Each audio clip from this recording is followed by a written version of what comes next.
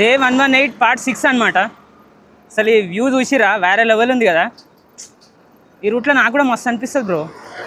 పక్కకు మొత్తం చెట్లు, ఆ సైడు ఈ సైడు. ఇది సీటాట్ నుంచి ఇక్కడ కొల్లూరు దాకా ఉంటుంది రోడ్డు. అవతల సైడ్ ఇవతల సైడ్ రెండు సైడ్లు బాగుంటుంది, సూపర్ అనిపిస్తుంది. కాకపోతే జర డేంజర్, ఎవరు ఉండరు నైట్ టైంలో, జర రిస్క్ ఎక్కువ.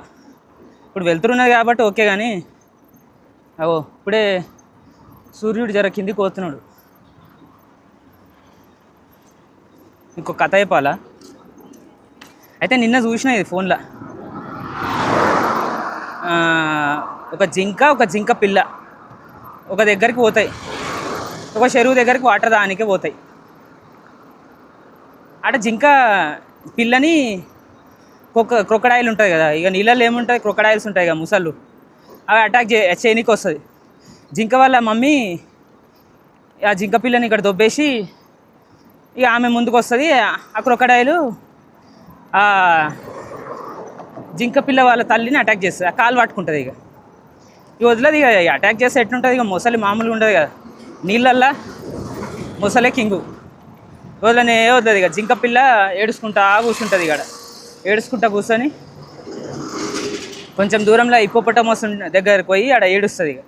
ఇక వాళ్ళ భాషలో హిప్పోపొటమస్కి అర్థమవుతుంది. ఇక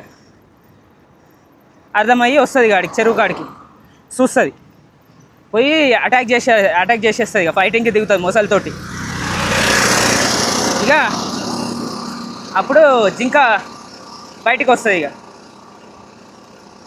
ఇక వాళ్ళిద్దరు ఫైటింగ్ చేస్తారు. ఇక వెళ్ళిపోతాయి ఇక ముసలి. అది సంగతి. అంటే మనం ఎంత ఫైటర్ అయినా కూడా ఒక సామెత ఉంటుంది కదా, తాడినదాన్నే వాడుంటే రాంబాబు, వాడు తలదాన్నే టైపు నేను రాంబాబు అన్నట్టు. ముసలి పెద్ద కింగే కావచ్చు,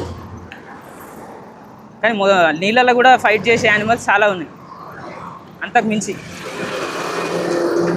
అది సంగతి. ఏదో ఏదో చెప్పాలనిపిస్తుంది, స్టోరీయో ఏదో, అది సంగతి. ఇక సైకిల్ తొక్కుంటే ఎట్లా కాలిపోవాలని ఇక మీకు చెప్పినగా. ఎట్లుంది స్టోరీ, బాగుందా? అది సంగతి.